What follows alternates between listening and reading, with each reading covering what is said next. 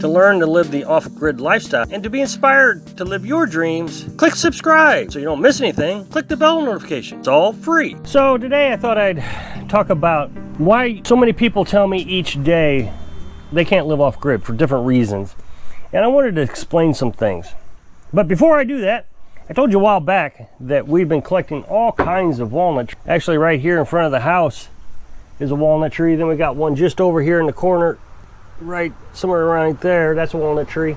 And they've been dropping walnuts like crazy. So we've been picking up and collecting them. And so when they come off the tree, they look like this. But then when you're done with them, after you haul them is what they call, then you get a regular looking walnut. Well, they're not that difficult to deal with. So I thought I'd show you because I promised I would. First thing you're going to want to do is put on some gloves. When I started, my hands were clean, but this was almost a week ago now. We did this and my hands are still stained from it. And I was wearing gloves, so it actually went through the gloves. I don't know what would have happened if I hadn't been wearing gloves. So you put on some gloves. These are just not good enough. We're going to have to find something else. But what you do is you take your foot and you smash this like that. And then inside is the walnut. And you just peel the rest of it off.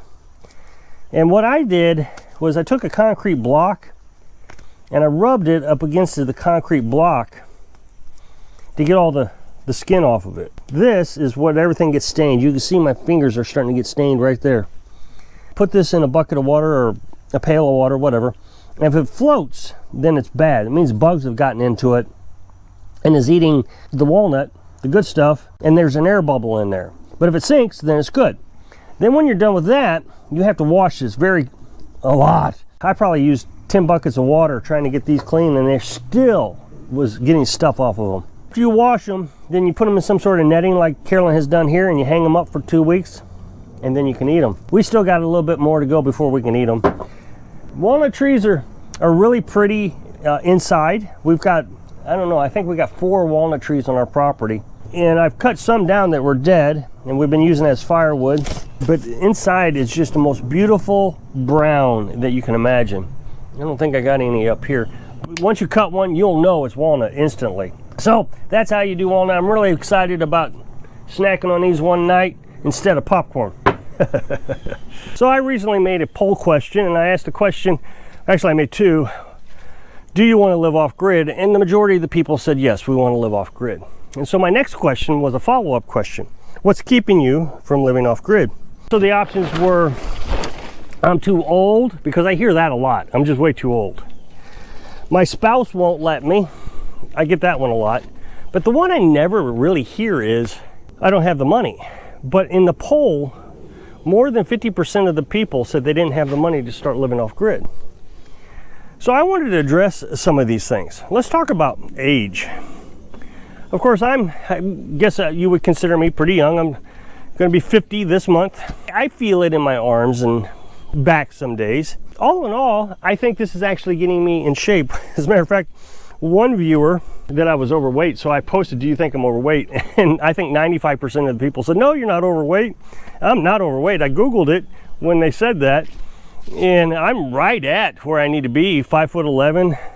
I weigh 190 pounds. I mean, I guess I got a little bit of a belly, but it's probably just because I don't do sit-ups like I used to when I was a kid.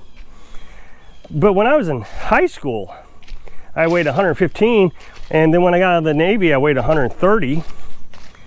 And the way I see it is I gain about 10 pounds every decade. So yeah, I mean, I need to keep at it, and I need to exercise, but I don't think I'm too old to live here. And my grandparents were very off-gridish, I guess I could say. They weren't completely off-grid. When I was born, they lived on 5 acres. Did firewood, and they canned their foods, and just all that old-timey stuff. In the 80s, they built a log home, and it's not a log cabin. Everybody calls it a log cabin. It's not a log cabin, it's a log home. It was 2 stories, and she cut down the cedar trees herself. Now, I know people will say, that's not cedar, it was pine. It was cedar, and I know it was cedar because I had to strip all the bark off of it. That was my job for an entire summer, stripping all the bark off those logs. Helped cut them down also. So no, they were cedar trees, and she made the whole thing out of cedar. It was a beautiful home. and she put that on 25 acres. She could pinch a penny until it squeezed blood. She knew how to save money.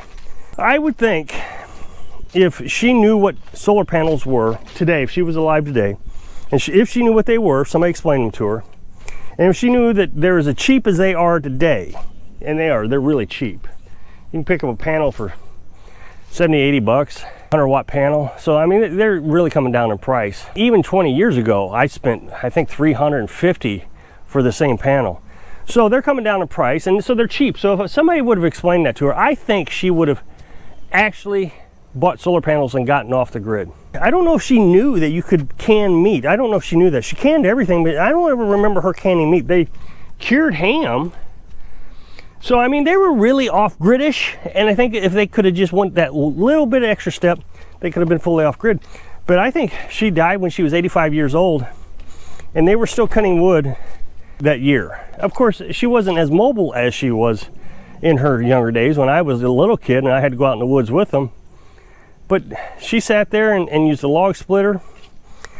I don't think you would ever convince her that she was too old to live in that log home.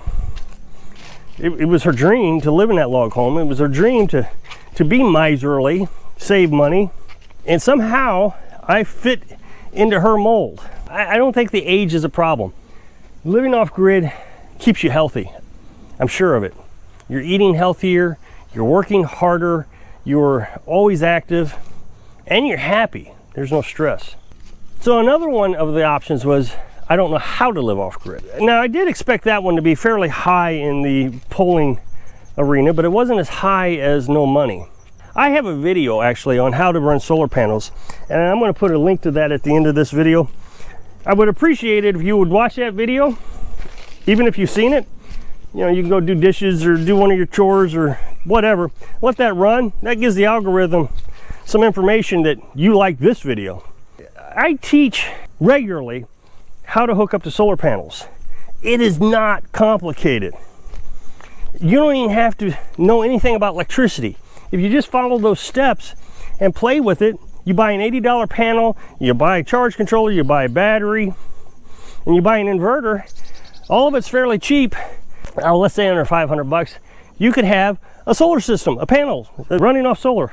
It wouldn't be enough to do anything with. You'd have to buy more solar panels, but you can start playing with it, learn how to use it. That's the hardest thing about this lifestyle is the solar panels. Splitting wood is not hard. Cutting wood is not hard. It's very easy. So not having knowledge, I don't think, is an excuse that we should use. Besides that, with Google, there is endless possibilities on what you can learn. And then water's the other one. And there are other YouTubers out there who do not have a well. They go out to natural springs and they get their water from natural springs.